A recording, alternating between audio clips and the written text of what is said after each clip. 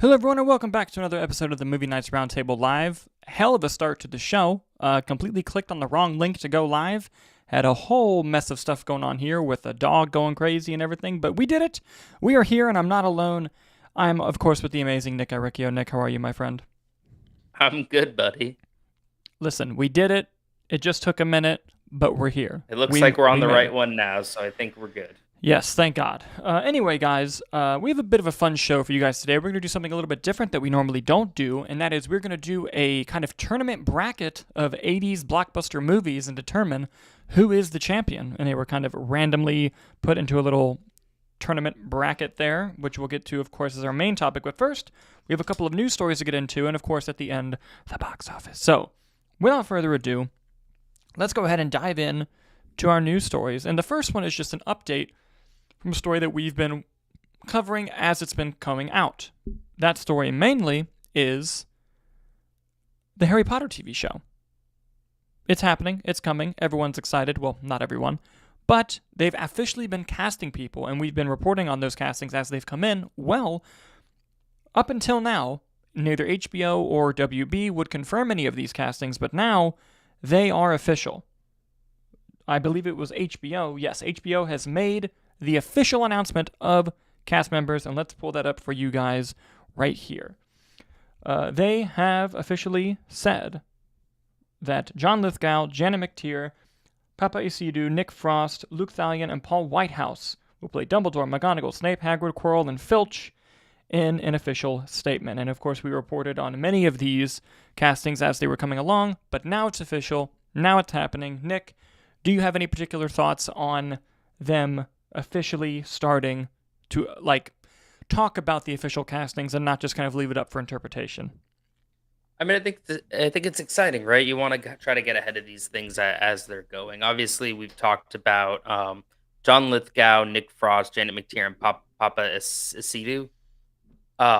Before on the show in previous episodes. So I think it's great. It's already out there. Might as well make a statement, right? Just to get that drum up of excitement, right? That official look. Listen, I think John Lithgow is a great casting. Honestly, I think that Nick Frost as Hagrid is a phenomenal choice.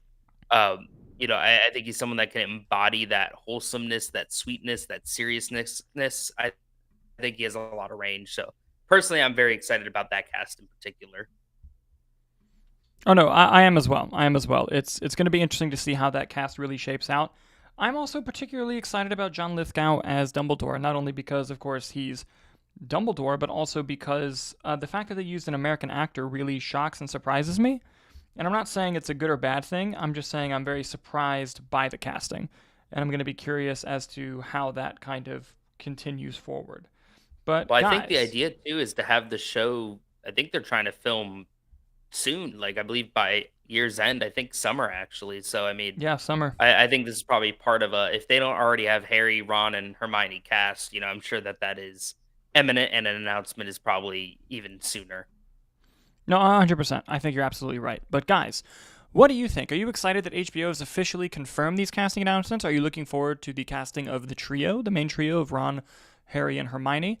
Let us know in the comments as we move on to our next news story. And this next one, it's not even really a news story. It's just a funny thing to think about and talk about. And that is David Zaslav, who is the infamous head of Warner Brothers, the CEO, who, let's just say, is a subject of controversy when it comes to decision-making in the film industry.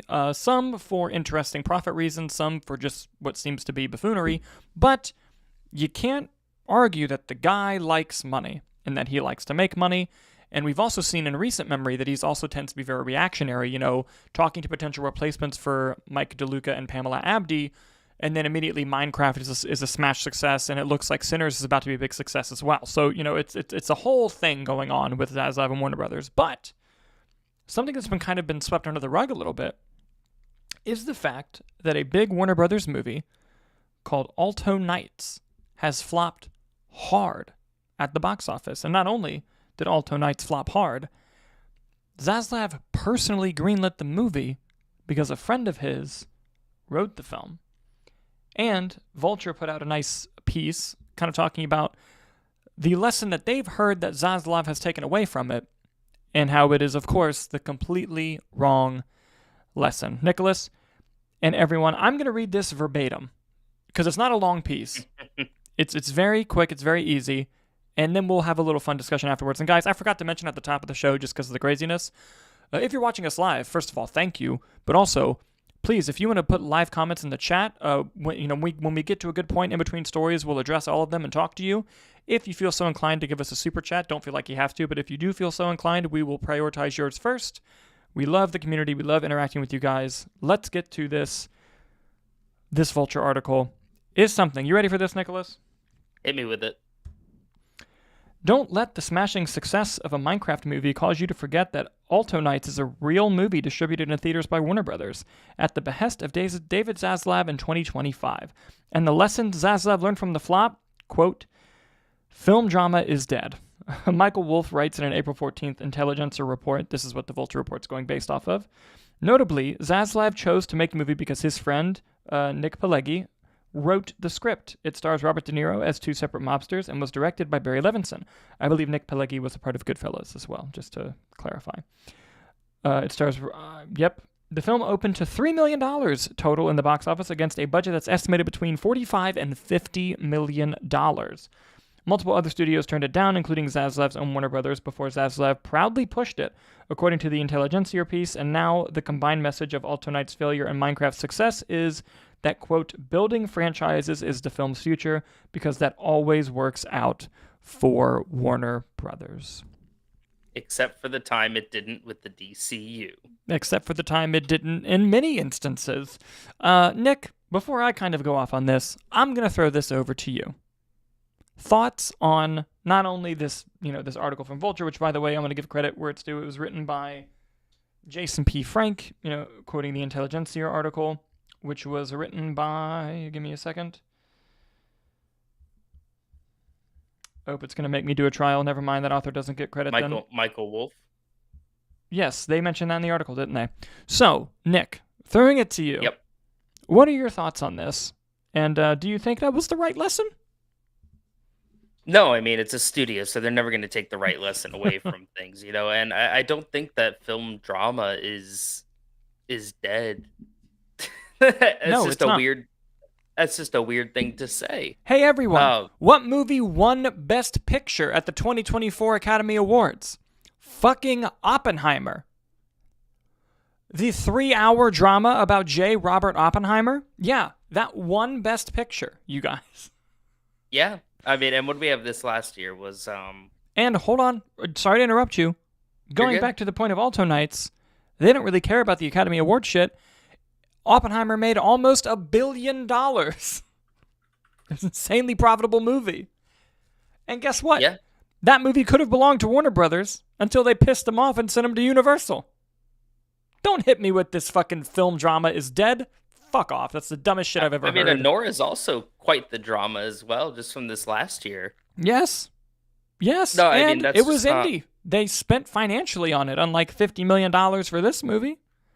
Yeah, maybe you're budgeted just 2 Robert De Niro's. Honestly, that was the turnoff for me. I immediately just thought of the movie as a gimmick movie, Yeah, and I thought of Irishman and other things. I'm just like, what is it say? You couldn't throw Pesci across the screen from him. You got a great movie, I bet. And it's listen, probably, I also want to say that let me clarify this really quick. I have not seen Alto Knights. I've heard it's not very good, but I can't speak to the quality of that film because I haven't watched it. It has a lot of talent involved. Obviously, you have Robert De Niro, you have Barry Levinson. All the makings of a movie that should be good. Whether or not it's good is not really the point of the piece, but the truth of the matter is that it made no money. And that's kind of what we're going into and talking about here. So while I can't talk to the quality of the film, I can talk about the poor quality of its box office performance, and it's bad. And instead of kind of taking the lesson of maybe I shouldn't have, pushed this movie when it clearly was not, when the writing on the wall for this type of movie being successful was all over the place of hey, this is not going to work out and be a very successful movie, maybe I just shouldn't have pushed it through. You know how Zaslav gets a lot more respect in the industry, Nick? Especially after canceling movies left and right and all this stuff, and they finally sold Coyote vs. Acme. Batgirl's never going to see the light of day. But you know how you get respect? Could you imagine David Zaslav making a statement that says, you know what? That one's on me. I shouldn't have greenlit that movie, but I did. here we are now. At least they got to make the movie they wanted to make, but let's move forward and let's continue making great films. No, I mean, I think accountability is important in that regard. Yes, But it also does seem like a nepotism or favoritism was at play in its greenlit, which I think speaks to probably a greater issue in Hollywood. But I just don't think that there was a market for this movie. Who were they marketing to? No trailer came across my feed. So clearly, I assume maybe a older skewing audience, but they're not going to the movies anymore. exactly. They're not going to So the movies anymore. if they had maybe halved the budget and dumped it on the streaming platform, maybe I could understand green lighting it to some extent. But I think Robert De Niro is just too big of a paycheck to I'm sure that budget's inflated because of his involvement. Likely, yeah. And again, I just thought that this is a classic case of course, this is the lesson that they're going to take away from this. Of course, this is going to be the big thing that everyone talks about of like, oh yes, film drama, can't make any of those anymore. Give me a fucking break. And let's be real. I don't think Zaslav actually believes that. Let me clarify that as well. I think he's just saying that to say anything other than that was my fuck up. I feel like that's what's going on here. Because if that is, I guess I'm choosing to believe that, because if that is what he really thinks, if he really thinks that film drama is dead, what the fuck are we doing? What are we doing? Warner Brothers, Just what do they expect from any of their movies coming out this year? They just released Sinners. Yeah. I thought that had some very dramatic elements, and I thought it was a fantastic movie. And going back to Minecraft as well, because the article kind of mentions that and being like, oh, this is the way forward. If you keep making movies at the quality of that Minecraft movie, those huge box office returns are going to slowly dwindle. You're going to become Transformers, where the audience just loses its trust in you because of how many times you've burned them, right? Obviously, people really like this film, but they like it as kind of a meme. They don't like it as a movie. Eventually, the meme is going to get old. And when it gets old, you're going to lose your money. And it's not sustainable long term, Nicholas, and it's very aggravating. I mean, they're also just looking at Warner Brothers lineup from this year: Companion, Mickey 17, Alto Knights, Minecraft, and Sinners. That's everything that's been released thus far. And I think I hope Sinners does well at the box office. Minecraft's an unmitigated success there. Mickey 17, Alto Knights did not have big returns. And I think Companion did okay, right? If I'm not mistaken. Yeah, it did fine. Looking ahead, you have Accountant 2, Final Destination Bloodlines, F1, Superman, Weapons, Conjuring Last Rites, and One Battle After Another. So, I mean, they have One Battle After Another. Probably a great drama from Paul Thomas Anderson. I mean, it looks a little more zany. I would say maybe F1 has the chance to maybe lean more into some dramatic elements of it, but... Yes, but that's also an action movie, It is. It is. But, I mean, we'll see how these perform. I could see... I feel like One Battle After Another is going to be another underperformer with them. I mean, if Bong Joon-ho can't get people in the seats. Yeah. No, I know exactly what you mean. Guys, what do you think about this whole debacle in this Vulture piece about David Zaslav and the quote-unquote lesson he's learned? Let us know in the comments as we move on to our next story. And, Nicholas, this next story fascinates me for many reasons. This news actually dropped yesterday as soon as we got out of our Sinners press screening. And I called you while I was driving just to be like, hey, I'm calling you because I can't believe what I'm about to say is actually real.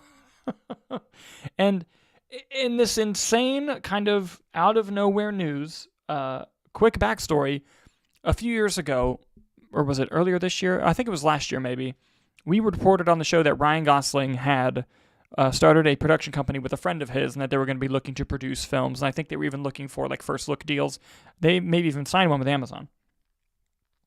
But then after that, we were kind of waiting on, well, what's that film going to be? What's that movie going to be? Well, it's this. In an exclusive from the Jeff Snyder Insider newsletter, Ryan Gosling is going to produce a Killer Klowns from Outer Space remake for Amazon.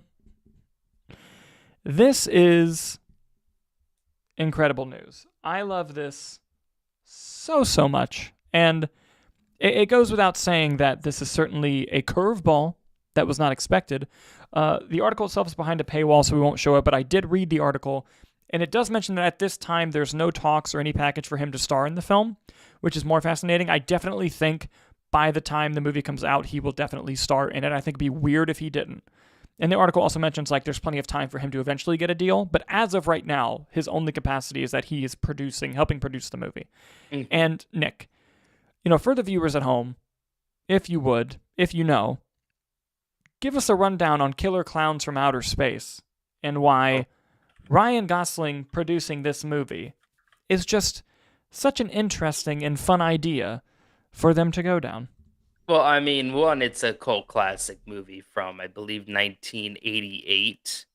Um, and it's just this low budget B movie about these evil clowns from outer space that come in and start terrorizing a town of people. They have cotton candy cocoons, they have X-ray blasters that look like out of video games. It was a house, I believe, a few years ago at Halloween Horror Nights here in Orlando, and then a street later on, and I believe just this year they came out with a video game adaptation of the movie.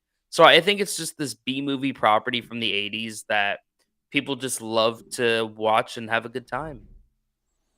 Yeah, no, 100%. And the fact that Ryan Gosling wants to produce a remake at least shows me that at least he believes he has, a vision for this in some creative capacity and probably wants to star in it, wants to have some fun. I know he's mentioned recently that he's kind of staying away from darker roles right now because, he wants to kind of have fun roles for him and his children. And you see things like that with Barbie and the Fall Guy.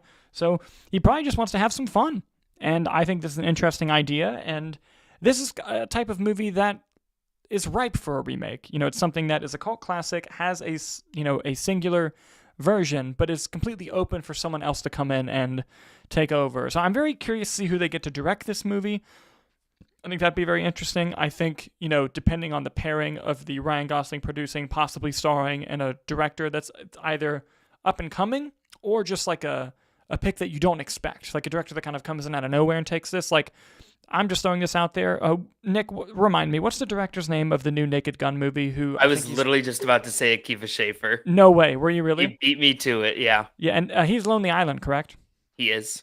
Yeah, the great minds. I literally thought of him when thinking about he'd be a good director for this movie. Just almost immediately. Not knowing anything about the pitch, right? But that's unless just kind of where my Gun's brain incredible, and he needs to crank those out every other year. Yeah, right. Yeah. No, I mean, I think there's a lot of ways you could take it, right? I feel like there's a serious route where you go for, you just go for it all in, play it straight. I think there's the kind of meta-ness playing into people's expectations of it, or maybe there's some elevated like twists that they're gonna go with it, right? Maybe it's about like making a Killer Clowns movie, I feel like there's so many different directions you can take it that I would definitely be interested to see. Yeah, no, 100%, for sure. And guys, what do you think about this news? Do you think that Ryan Gosling is going to end up starring in the movie as well? Are you excited about a Clowns from Outer Space remake?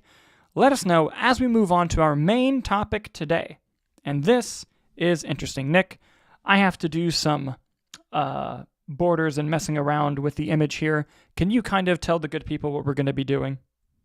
Absolutely. So we're gonna try something a little different today since it was a light beginning of the news week. So we are going to do a 80s movie blockbuster bracket. So we have selected 16 films, just your classics from the 80s there. Dalton is going to be putting them into a bracket generator. So we don't really have any control over the seeds. We didn't have the time nor the energy to look at critics' ratings to develop these seed brackets. So we're just going to go with a randomization effort on it. While I'm doing this, Dalton, would you like me to rattle off those movies? I actually will do that in just a second because I think we're ready. And here's how it's basically going to go. We're gonna go through it. They are now randomized and together, and we are going to argue over what movie should be the winner. This is a 16 seed bracket, I believe. Single elimination. Oh, yes. And people in the live chat, if Nick and I can't come to an agreement on what should win, please, we may have to rely on you to be the tie-breaking vote. It may come down to that. It really might. So, without further ado, let's dive into this. But before we do so, Kylixer has commented, nice pin, complimenting you, Nicholas. Just wanted to throw that out there. That's my Chef Toad. Absolutely. Now, everyone. Nick, I'm going to fucking hate this. I just want you to know. I'm just more scared about the randomization side of things, you know? Here it is. All right. It's going to make you laugh when you see what it is. Ready? Coming up first, in our 80s blockbuster movie bracket, we have The Terminator versus The Goonies. Oh, boy. Now, I'm going to kind of go first in my pick here. I think that this should go to The Terminator.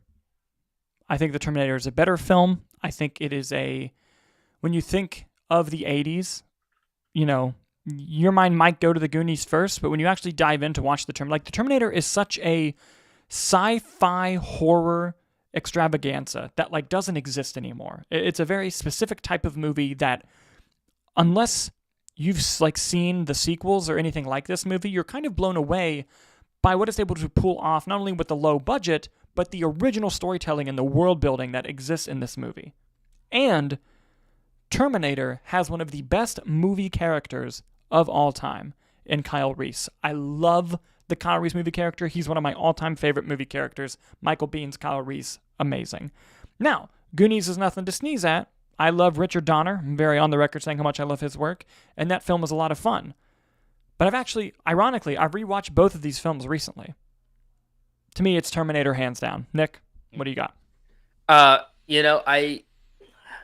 think Goonies is just one of those movies, right? I mean, it's this fun, loving adventure. I think it I think it just encapsulates the time period and the vibe, and just something you want to go see over and over again in theaters. You know, I think Richard Donner's a great director. We have so many big stars coming out of Goonies. Well, it took a time for a lot of them to get their flowers, you know, but you got, Sean Astin, Ke Quan, you got Josh Brolin, you got Sloth. Goonies never say die, you know. So I think out of the two, my personal favorite is probably Goonies. But I mean, if you're going with 80s and just the representing of the 80s and just talking about a movie being iconic, I mean, you do an 80s sizzle reel right now, you know that I'll Be Back is in there. And I would honestly, there's a chance that maybe a Goonies line doesn't even make it, you know? So I think in just terms of what is the 80s, what has stuck out, I think I'm going to give it to Terminator as well. All right. We're going to put Terminator as the winner, but first I want to point out in the live chat, Kylixer says, Goonies, although Terminator should win. Kylixer, you never cease to confuse me. Same. So, with that... I meant same, like he had my same thoughts. Oh, gotcha. So, with that, we're going to put the Terminator as the official winner of this. Moving on. What happened? His new comment. Oh my god. Okay, this is great. Hang on. So Kylixer wants to remind everybody that counterpoint for the Goonies, have you seen the Regal intro? Last I checked, Terminator isn't referenced. Well, there's a reason they got rid of that horrible fucking intro. Hey, you guys. So, there's that for you. But that was incredibly funny. Thank you, Kylixer. Now, Nick, this next one, this might be an argument. Oh, boy.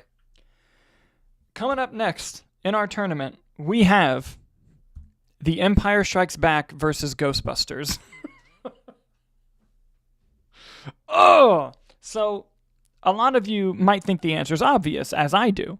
However, what you might not know, if you're new here, is Nick Iricchio is one of the biggest Ghostbusters fans on planet Earth. And there he is. Nick, you know my answer. Look, I love Ghostbusters. It's a classic. I rewatch it, once every couple years, and it's an amazing time. It's an amazing feat. It blends genre very well. It's The Empire Strikes Back, bro. I No, mean, it come it on. it is The Empire Strikes Back. That is Yeah, the most iconic Star Wars movie that, if you're looking at just influence on film as a whole, you have to put personal bias to the side sometimes. I mean, it's Empire Strikes Back, if you look at the effects from Empire Strikes Back, while dated, they still hold up. Ghostbusters teeters the line, especially with some of the comedy. I think is very dated. It's just a movie that, to me, just holds a special place in my heart. It's just one of those fun-loving, have a good time movies. But I mean, it's Empire. 100%. 100%. Kelixer also adds Empire, best sequel to a movie. Sorry, Ghostbusters, but not really. Jokes don't hold up. Sorry, not sorry. So if you want to fight him for a little bit on that, I can go ahead and get our next tournament up No, here. I mean, like, I even said that I don't think some of the jokes don't hold up, but I think it's a movie that is a product of its time, and watching it through that lens, I do find most of the humor still does work. Oh, 100%. Yes, it's true. This man has no dick. So, moving on. Uh, Let me see if I can reframe this here. There we go. Next, we have Batman versus Blade Runner. Now, I feel like this will also be a fight.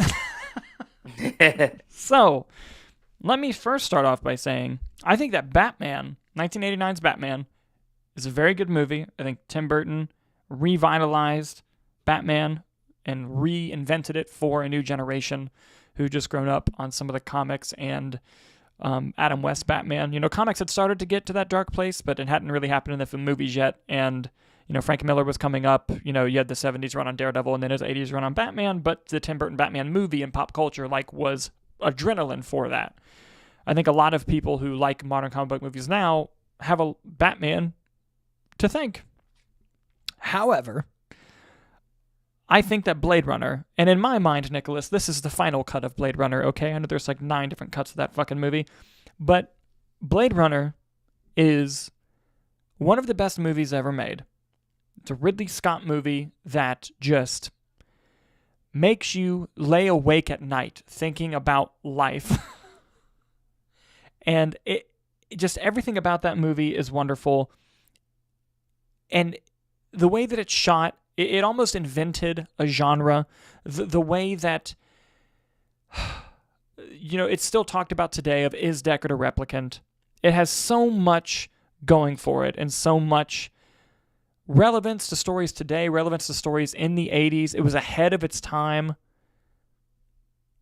And Harrison Ford. I gotta go Blade Runner, man. How about you? I stick with Batman. Oh, okay. I think this is one of those things too where I think the randomization did not work in favor of this, but I think that I thought that honestly, I wasn't a big fan of Blade Runner, nor of Blade Runner Boo. 2049. I mean, Okay. I did enjoy that. Boo. I did enjoy that. Were you gonna say Blade Runner 2049 is better? Yes. Well, there's a strong argument. As a loyal Batman defender, I mean, Batman 89 is just so iconic. I think it's the reason we have the iterations of Batman that we have today. I mean, think about, I feel like the hype around the Flash just from Michael Keaton's return as Batman. No one It else also did. spawned the one of the better comic book sequels in Batman Returns. Yep. I think it's You even know, better than Batman.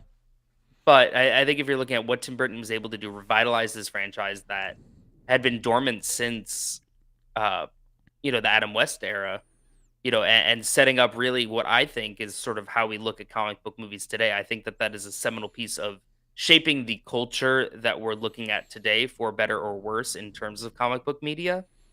And I think that Blade Runner, while a excellent sci-fi, and I feel like there probably is an argument that it has had that same effect on the sci-fi side of things.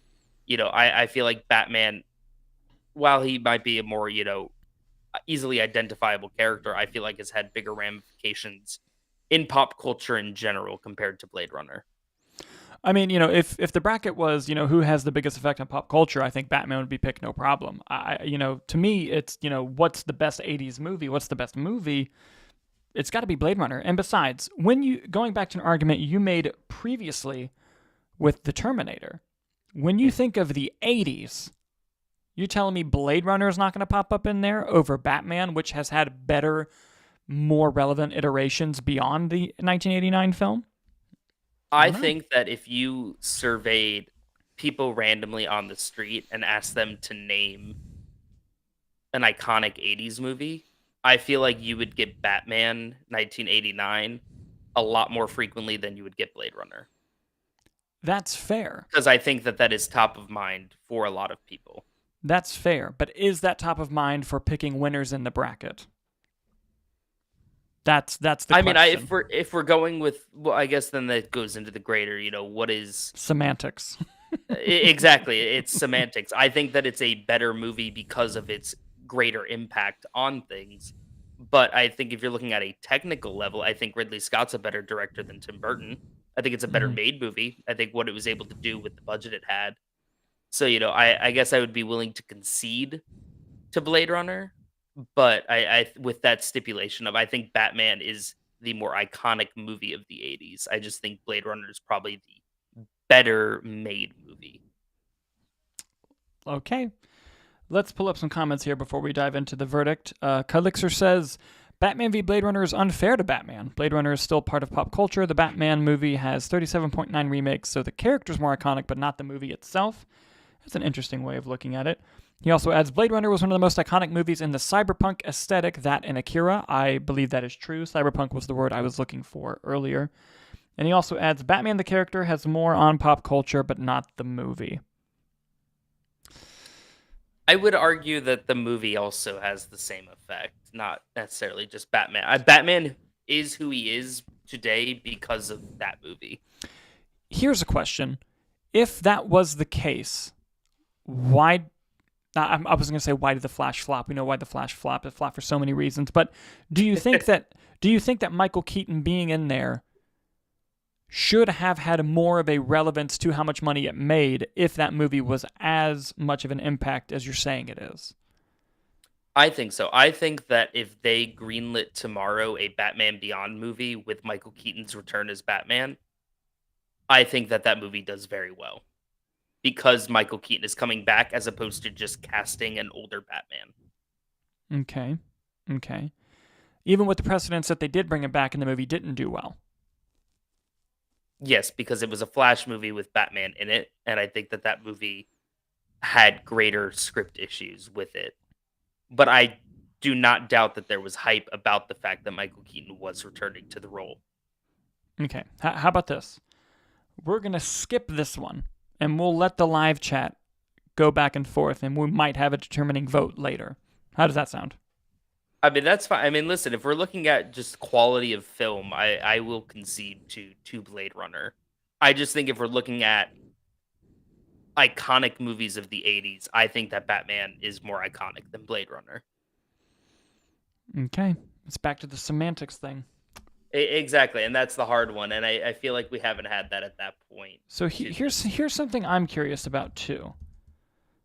Both Blade Runner 2049... Oh, whoops. Blade Runner 2049 and The Flash were box office flops. I'm wondering which one made more. I genuinely don't know. I'll let that be the determining factor if we want. Okay, between Blade Runner 2 and The Flash? Yes. Box office wise? Yep, worldwide box office. Worldwide box office, we're not looking at like Rotten Tomatoes or something. We're just going straight numbers. All right. I agree. I will agree to this. To determine what had like the more of the longevity. Okay. I like this. Blade Runner 2049. Ah, fuck. Blade Runner 2049 worldwide made $258 million. Jeez. And The Flash, on a budget of $185, made 1.4 times the budget. The Flash made,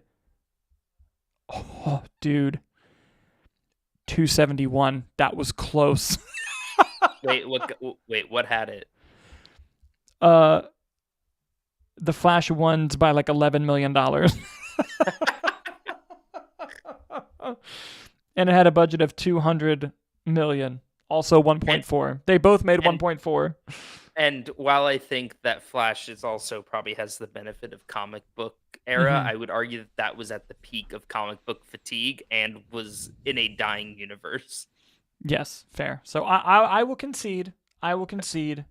I'd go 11. I would say 11 million just for Keaton.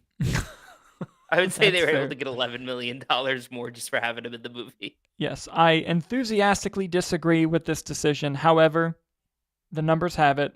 Batman moves on to the next I hope round. Batman ends up winning this whole thing now. Jesus Christ. All right, Nicholas, I'm not going to lie to you, buddy. This next one pisses me off. They're all going to be difficult. It's the 80s. I know. And so they were great. All right, ready for this? Next up is Raiders of the Lost Ark versus The Shining. Ooh, fuck. You're going first on this one. I ain't messing around. That's the hard thing, right? Is the random, the groupings are random. Kubrick versus Spielberg, baby. Let's go. I know. I mean, I'm going to go. Well, again, it's a semantics thing, right? If we're looking at what the better film is, obviously it's going to be Stanley Kubrick Shining.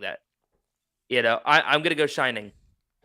I am going to go Shining, and here's why I'm going to go Shining. While I love Indiana Jones and Raiders of the Lost Ark, Steven Spielberg made a movie that has a whole sequence dedicated to The Shining, and he directed Raiders. I'm using Ready Player One as the basis for my argument. All right, hold on. Before we go anywhere further, Kylixer puts in the chat, I call it The Shining. Nick, please do the voice when you read this. I call it The Shining. And he says also his vote is Raiders. Nick, I'm going to do something a bit controversial. He's disappeared. Like the horror movie The Shining. I'm sure he'll be back in just a second. There he is. Left. There you go. What'd you say? On my end, when you said I'm going to do something controversial, that's when I dropped. So it was just me on my screen. I was like, he's just going to leave? That'd be hilarious. He's just leaving the argument? Kai Lixer also says, Nick has a fair point. I changed my vote.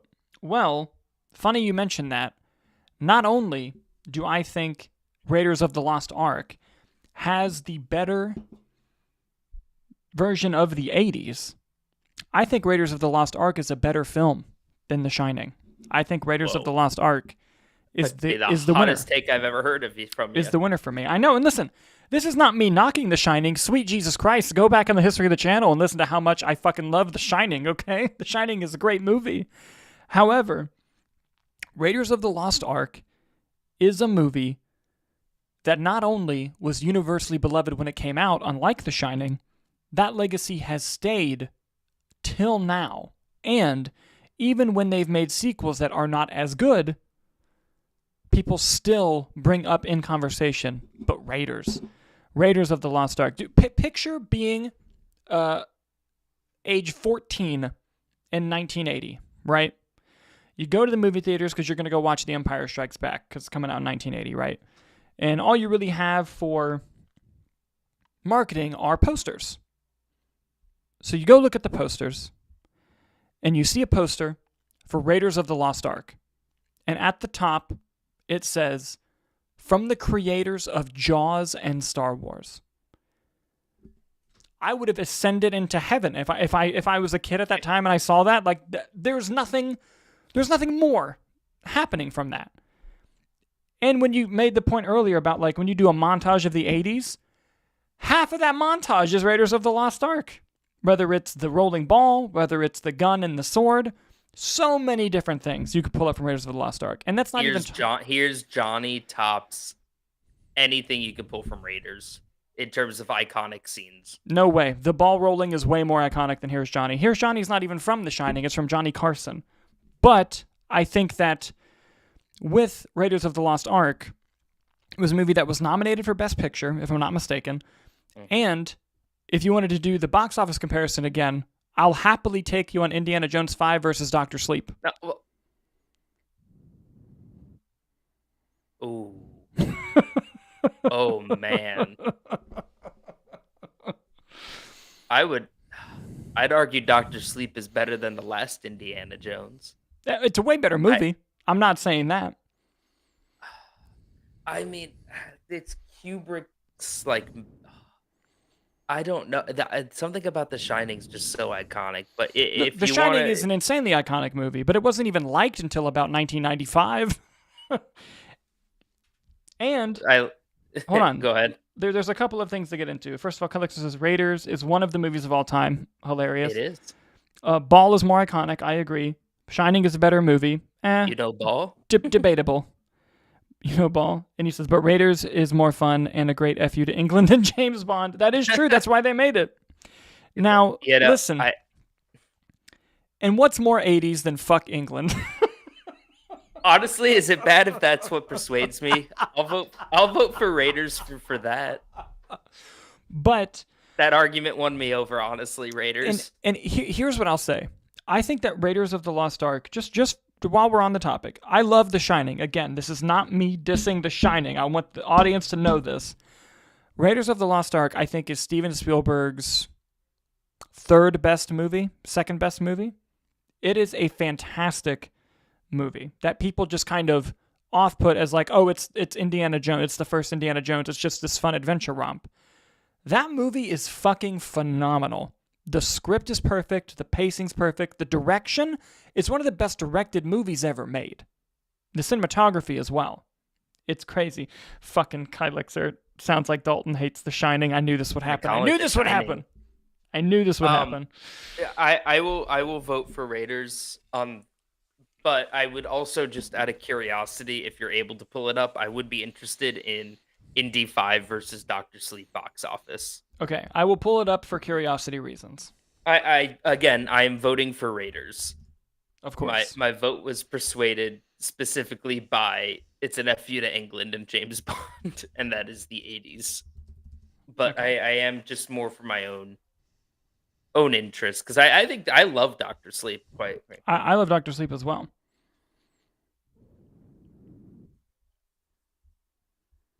Indiana Jones and the Dial of Destiny made $383 million worldwide. Man, that's bad. 300? Yep, 383. Okay. Dr. Sleep.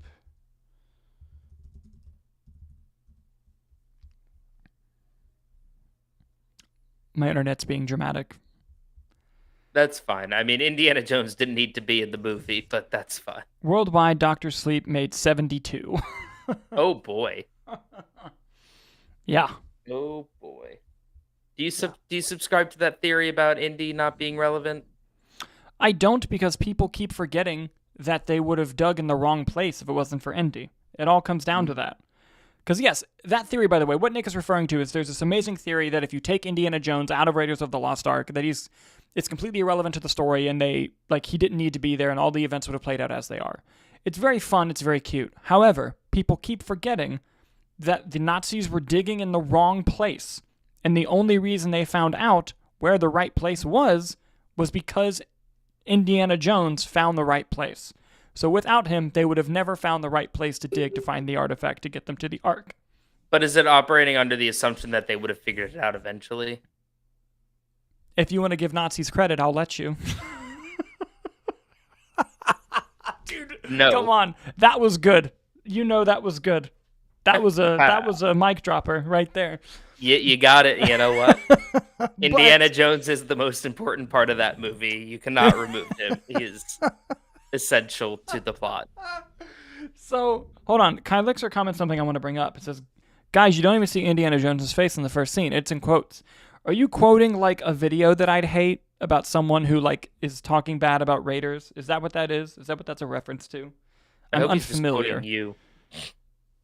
Oh, I hope man. you said that at some point. If he pulls some clip of me saying that, do you not see his face in the first scene? No, his reveal is in he comes through the shadows, but you see his whip and his hat and stuff first. And then he comes through.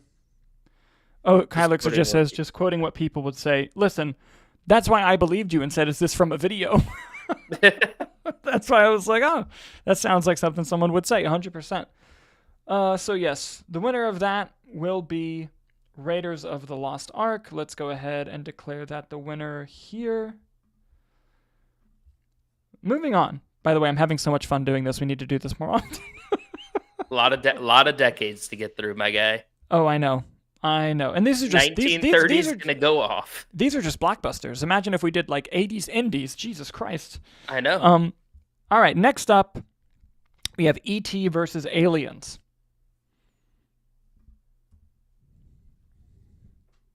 It's E.T. Yeah, it's E.T. Listen, Listen, I love Aliens. I love Aliens as well. I think Aliens is better than Alien. It's E.T. Whoa.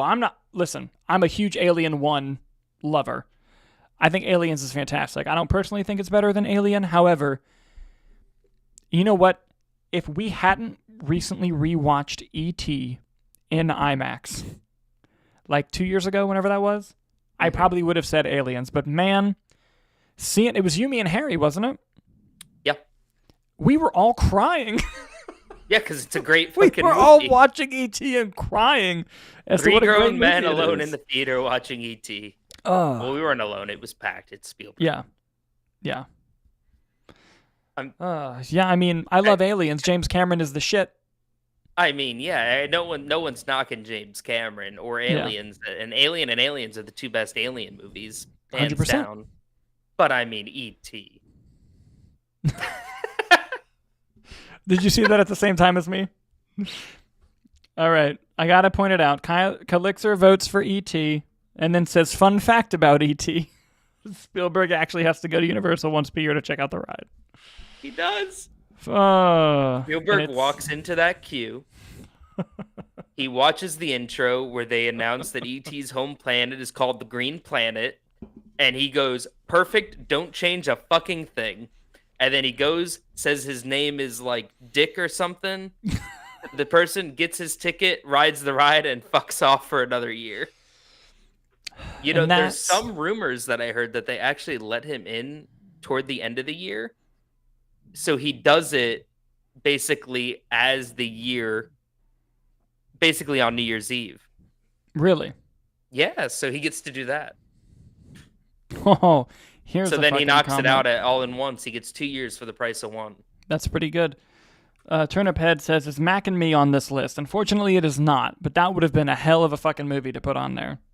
Someone called Conan O'Brien. Did you ever see, so Mac and Me, obviously, for those that may not know, Paul Rudd has this recurring bit on Conan's show where instead of playing a clip from the movie, he plays a clip from the movie Mac and Me, where this kid, like, in a wheelchair falls off a cliff, and then this little alien pops up. And he brings it every time instead of just playing a clip from whatever movie he's promoting. But the best... We lost Turnip Head. The best part of it is Paul Rudd was a guest on Conan O'Brien's podcast, Conan Needs a Friend. And he said, oh, I have a clip from the movie. And Conan said, oh, like, we don't do clips. This is a podcast. He said, just roll it. And they just played the audio from the scene without showing the actual scene. Mac and Me should win this whole thing, if you ask me. But I've never seen it, so I can't really speak too much about it. There you go. Turnip Head says, rework this list to put Mac and Me at the top or I walk. That's a hell of a negotiating tactic. Moving on. Next, Nick, I think this might be the biggest fight we get into. Next up is Evil Dead 2 versus Beetlejuice. I mean, come on, it's Beetlejuice. Listen, I've been kind of the one that's been arguing for the best movie, not necessarily the most 80s. It's Evil Dead 2, no contest, man. If it's best movie, if that's the basis what we're going on, yes, I agree. Evil Dead 2, I think I like more than Beetlejuice. But I mean, Beetlejuice has had a very successful sequel that just came out. He's been a staple at the Universal Parks. Beetlejuice is, I would say, top 5 most iconic characters of the 80s. But if we are going with the basis of best movie, better movie, I would agree, Evil Dead 2. And I'm willing to concede because I've already given love and won with Tim Burton in the past. I'll accept that.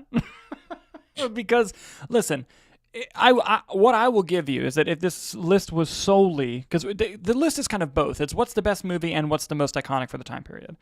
And if it was and if it was just 80s, Beetlejuice would win. Beetlejuice is more iconic, especially with how much money that sequel made. It proved it, right? And Evil Dead has had successful sequels always. Nothing that what Beetlejuice 2 just made. Kai Lixer just had a fun series of events. First, he agrees Evil Dead 2. Then he says Beetlejuice also had a very successful musical. Then adds, wait, nope, it was a failure. So that's Wait, fun. was it a failure? I thought that was like a global sensation. Turnip Head says Mac from Mac and Me is more iconic than Beetlejuice. I'm loving this.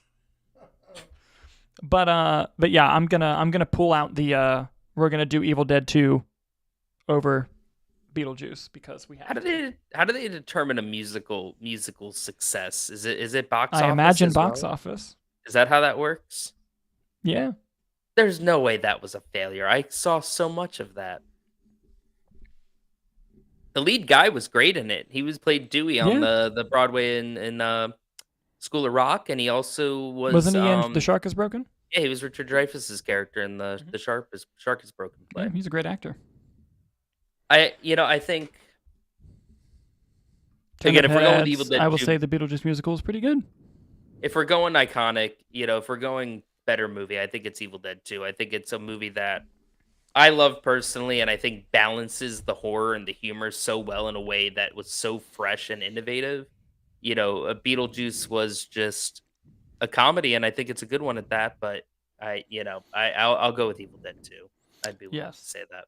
And just to be a little bastard, I do want to point out that technically the current title of the video is what was the best blockbuster of the 80s. I'm just throwing it out there. However, you have the login power to change it, so I'm going to be careful with what I say. Well, if we're going best blockbuster, then I think that comes down to box office in that regard. And I think again, that, it's semantics because best to me doesn't mean financial. Exactly. No, if I'm in the 80s and I can imagine going and just posting up at the theater and watching Evil Dead countless times. I think the Beetlejuice gets tiring after the third viewing. Fair. I got to space out my Beetlejuice viewings. I think I could easily watch Evil Dead 2 once a year. Oh, 100%. 100%. Moving on, this one also sucks. Nick, it's The Thing versus Back to the Future. Also, be careful in the live chat, everyone. We've said Beetlejuice twice. I just want to be careful. Yeah. You don't want to mess with that. Kai Lexer brings up a good point about box office, saying that if we go by that, Minecraft and Minions are the best movies of the last 2 years. And Oppenheimer. And Barbie. Sometimes the people get it right, sometimes they don't. It's actually a really pretty 50-50 split when you think about it. Yeah. Yeah. So Barbie and Minions were great. Fucking A, dude. The Thing versus Back to the Future. I love The Thing. It's one of my favorite horror movies. I think this is Back to the Future wins no contest. It's a perfect screenplay. It's one of the best movies ever made. Your thoughts? It's a perfect screenplay until you get into the light incest. But, light. We'll call it incest light. But no, I think it's that there's no argument. It's Back to the Future. Yeah. However, I do want to point out, if you've never seen The Thing, John Carpenter's The Thing, do yourself a favor. It's a great film. Is his best friend, this little tough guy from the 80s? It's a disgraced nuclear physicist. Great pull. Oh, man. Let me select the winner there as Back to the Future. A couple more live chats to point out. Kai Lixer says that's the power of love. Absolutely. Turnip Head says Mac and Me got $6 million in the box office. Just goes to prove that greatness doesn't always come with the money. So there you go. All right. Last one of round one, Nicholas. 13 million budget sounds like a success to me. You can actually potentially make more money with a flop than a hit. Yes, go the producer's route. Zaslav is trying his damnedest, but they won't let him work. Kai Lixer, the actor, what a pull from Back to the Future. What a pull. That was great. All right. Last one in round one of our bracket, Nicholas. Let me pull it up here. We have The Evil Dead 1 versus Die Hard. Everyone who watches this channel and has seen just previous parts of this video knows what a die-hard Evil Dead fan that I am.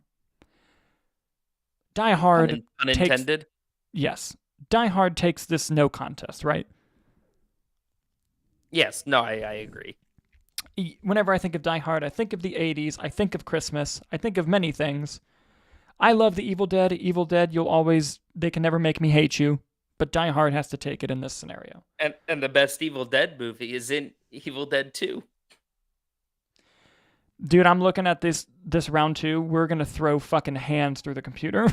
Oh, I'm very excited. No, I mean, yeah, Die Hard's just so iconic. And you know what? Controversial opinion. I love Die Hard with a Vengeance, number 3. I think great. That might be By the way, favorite. keep talking because I have to run to the bathroom. Oh, boy. All right. Here's the thing about Die Hard 3. It's got Sam Jackson. It's got Jeremy Irons. It's got the return of Hans Gruber's brother. Well, the reveal that it's his brother. And it's just a fantastic movie all the time. And also, I would just like to point out, Die Hard is, in fact, a Christmas movie. I'm just going to say my piece on that.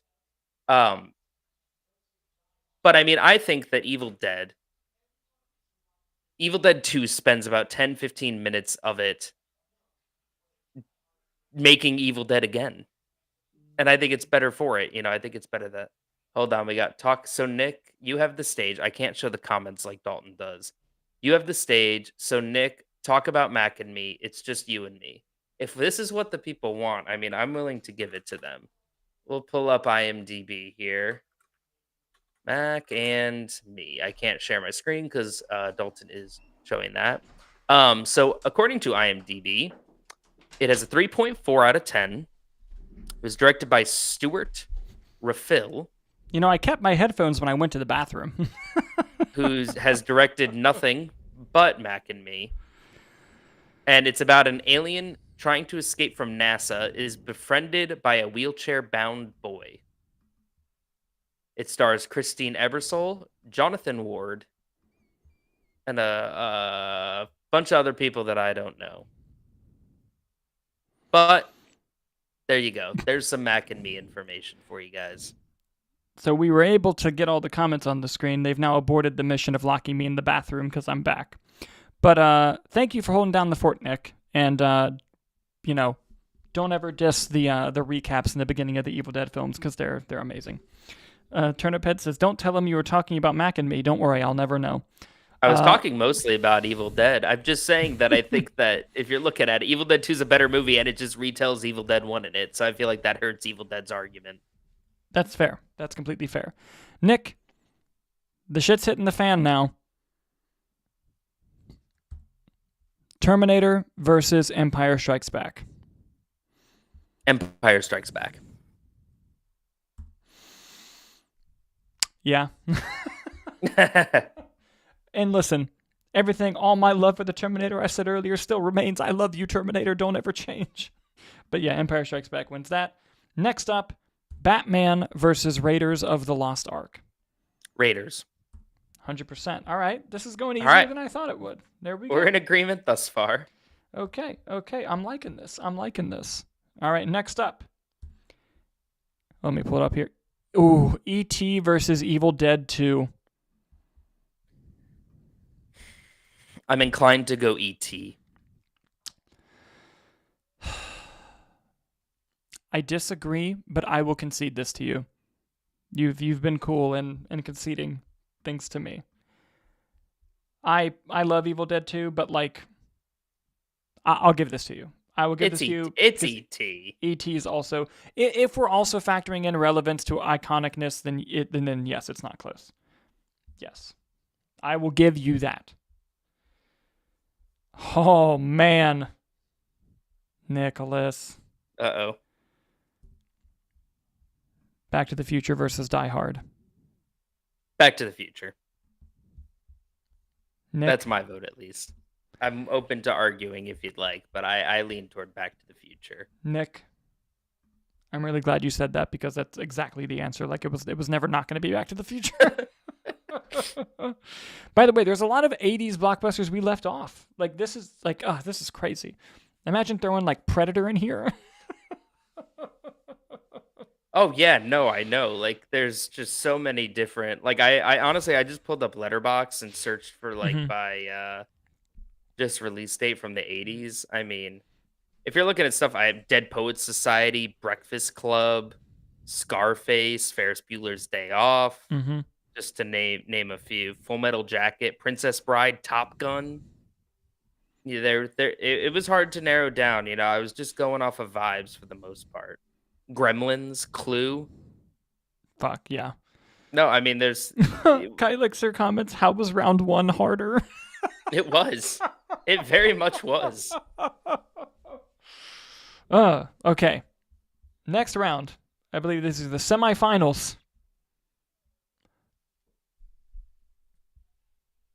I don't want to do this. Hit Nick, me with it. Empire Strikes Back versus Raiders of the Lost Ark. Oh man. Everyone's gonna be super chill about this. I think damn it. it's Empire. I think it's Empire. I think Star Wars it's Star Wars. While everyone in the 80s, you know, loved Raiders. Come on, Empire Strikes Back blew everyone's fucking minds. Raiders is just a great movie, you know what I mean? But if you're talking like, Yeah. oh my god, the Star Wars mania, the fever that went on about that movie, are you kidding me? Come on. I will say, I think this is easily the hardest one that we've had to challenge ourselves with. I would agree. I mean, it's Indiana Jones. It's Harrison. It's literally Harry. We got to Harrison Ford versus Harrison Ford. Kylixer says Empire, though I hate to say it.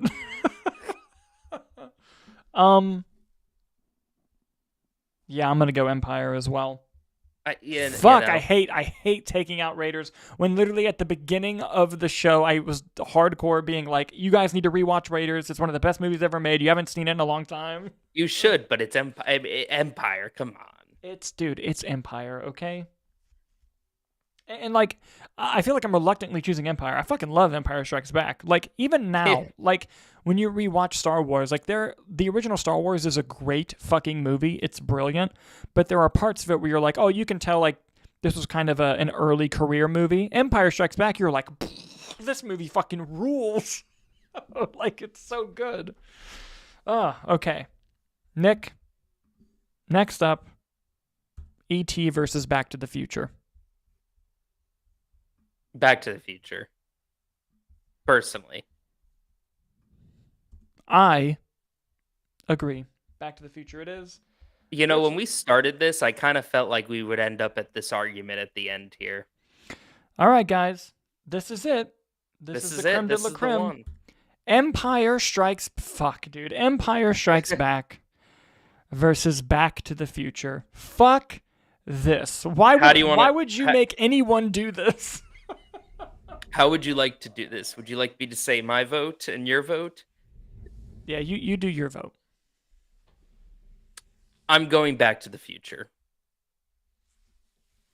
I think that everything about Back to the Future, the vibes, the quality of the film, the mania that caused, the relevance it still has today, people quoting it all the time. Star Wars obviously is still a very successful franchise at the moment there. But I mean, if you talk about just the DeLorean, Doc Brown, Marty hoverboards, you know, I think it's just such an piece of 80s iconography. It is just, to me, I would feel fine saying that that's one of the most iconic movies of the 80s, and if not the best. And while I think Empire is one of the best movie sequels ever. I think it's easily probably the best Star Wars movie. If we're talking 80s, Back to the Future, hands down, that is the 80s. Shit. Back to the Future, as I mentioned earlier, has a perfect screenplay. I love that movie. It's currently in my Letterboxd top 4. Is Empire? It was, but I switch out one like every so often. Hmm. And right now it isn't, but like it is, you know? Yeah. Empire. Ironically, Evil Dead 2 is right now. Empire. The achievement that this did for sci-fi movies and for because something else people forget is this movie was independently made. George Lucas financed it himself from the success of the first Star Wars and then sold it to Fox after. He made it. He produced it himself, which is crazy shit. You could never do that now. Oh.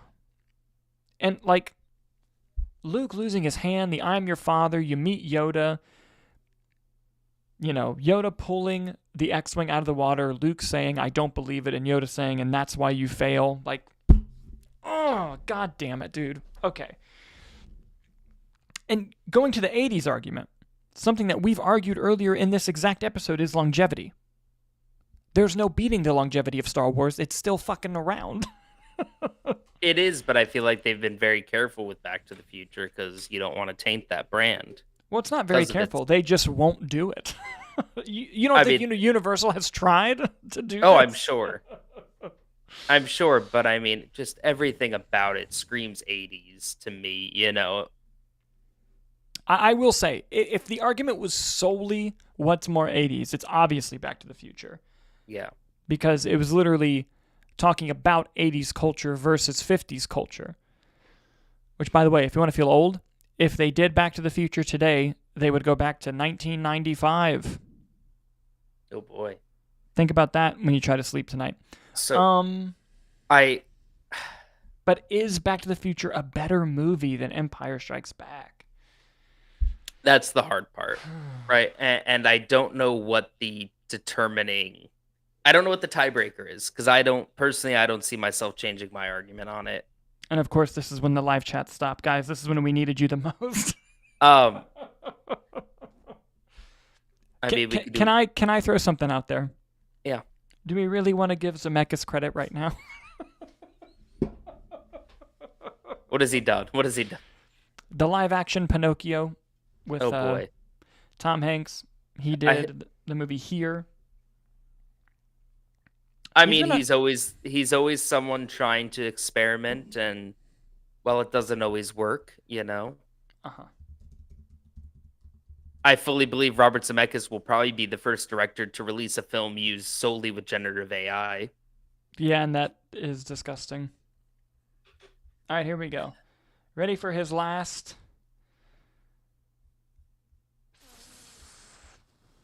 4 movies? Here, Pinocchio, The Witches remake, and Welcome to Marwen. But we're not talking about the director now. I know. I'm just trying to think of any reason to settle this. We're talking to the 80s. And look, he's made great films. I don't mean to just shit on him. He's made fucking incredible movies. Back to the Future's so good. God. I would be open to. I don't want to do box office because I feel like I'm trying to think of what is. That wouldn't be fair. How about average Letterboxd score?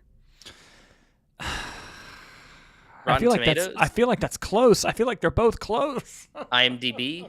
I genuinely don't know what the. Okay. Let's do this.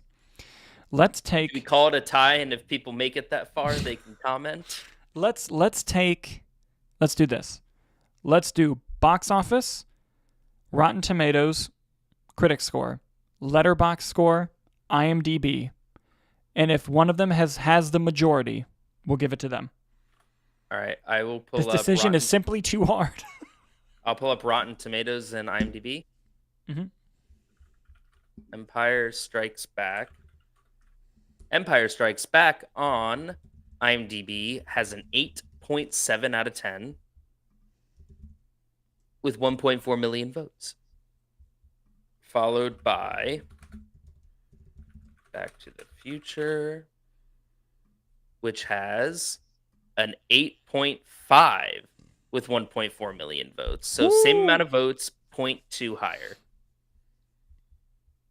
So Star Wars takes the IMDb. Empire critics Is that where we're going? You mean, yeah, critics. Okay, Empire's critics on Rotten Tomatoes is a 95% certified fresh with 112 reviews. Mm-hmm. Back to the Future, Rotten Tomatoes has a 93%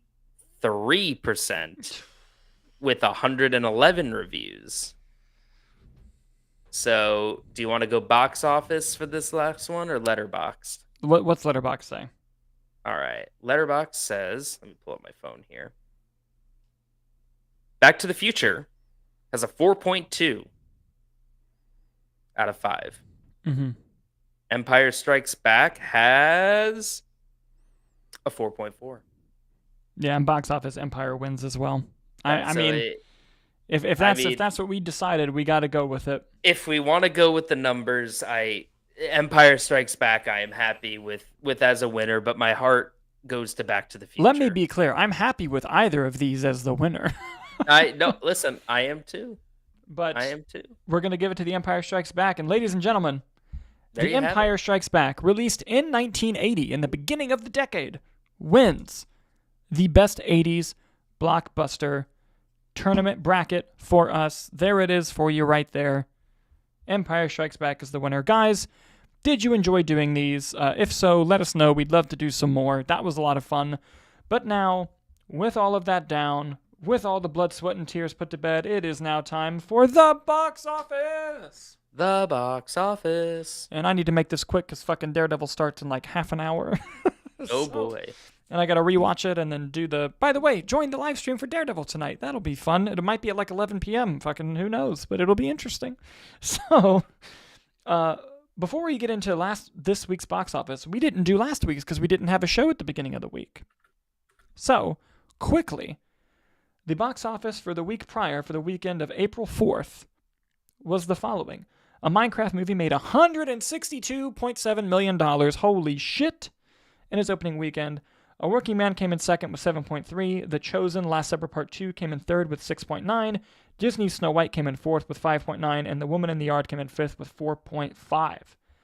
That was the week before last. Now let's go to this week, which is, once again, the Minecraft movie is number one at $78.5 million, a 52% drop, which is a great drop. The King of Kings came in second. That's the latest animated film from Angel Studios about Charles Darwin telling a story of Jesus, making $19.3 million in its opening weekend. Good for Angel Studios. The Amateur came in third, making $14.8 million in its opening weekend. Warfare came in fourth with $8.3 million in its opening weekend. That's actually surprising that Warfare opened that high. And Drop came in fifth with $7.3 million in its opening weekend.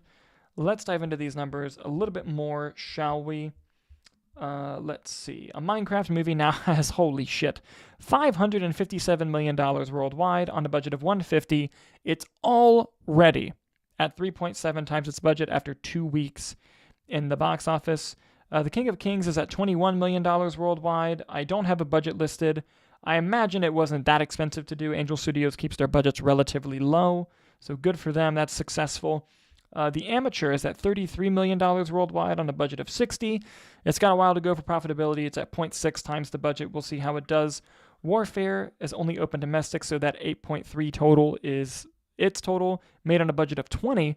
That's at 0.4. It also has some room to go. We'll see how it can do there. And Drop has $10 million worldwide at the box office so far, but on a budget of 11. So it's just under 1 point times that production budget. It will likely, get to profitability as long as it can make at least a little bit more in these upcoming weekends. That's a box office speed run for you. But before we go, we got a couple things. A Working Man has $64 million worldwide on a budget of 40, so only at 1.6. It looks like it won't be successful at the box office, unfortunately. Disney's Snow White, talk about one of, unfortunately, the biggest flops of the year. $182 million worldwide on a budget of $269. It's not even going to make its production budget back. That's insanity. We'll do Woman in the Yard, which was a Universal film. $21 million worldwide. I don't have a budget for it listed, but I can't imagine it cost that much to make. It seemed relatively low budget, so I wouldn't be surprised if there's some profitability there. Lastly, I'll go back to Death of a Unicorn. $13 million worldwide on a budget of 15. It will likely come just under its production budget, which is a shame because I liked that movie. Oh, actually, last one, a movie I haven't seen yet. Hell of a Summer, which is co-directed by Finn Wolfhard, has made $2.7 million domestic, but on a budget of $3 million. So just under its production budget, but hopefully it can squeak over there and make a little bit more, considering it was budgeted modestly. I'd like to see it do well. Whew, that was fast. Ooh, Nicholas. Yes. Before we leave, though, we gotta do our predictions. predictions. We have to.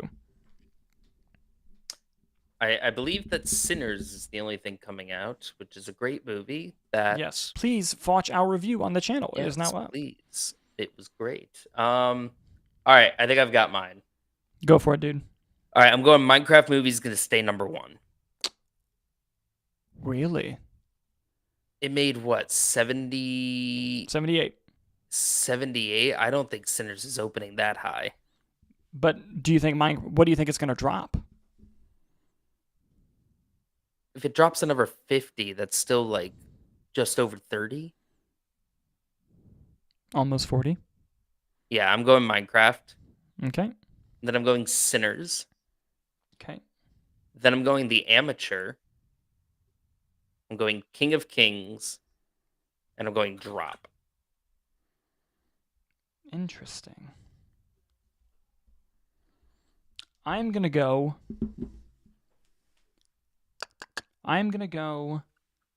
Sinners number 1. Okay. I think it's gonna open to like 65. Minecraft number 2. I'll go King of Kings number 3 just because that got an A+ cinema score. It did. Because it's made for its audience, and if it's that high, they're gonna keep going back. And Easter weekend's coming up, and it's Jesus related, so there's that. Third, I'm actually gonna go Warfare. Not third, excuse me. Fourth, I'm gonna go Warfare. Okay. And fifth, I'm gonna do The Amateur. All right. Well, there you have it. Boom. Boom indeed. Guys, that was a hell of a show. I got to get going because I got some family that just arrived, and I got to get to Daredevil. Yes, the family is aware that I'm watching Daredevil. Don't worry, I wouldn't allow that to happen. But, guys, this was so much fun. If you were in the live chat joining us, thank you so much. We really appreciated it. And if you're new here, please consider listening to us on our audio-only channel. I'm a little bit late doing the last episode audio only. That will be up shortly, though. Don't worry. And this one will be up tomorrow morning. Nick, do you have anything to add before we go?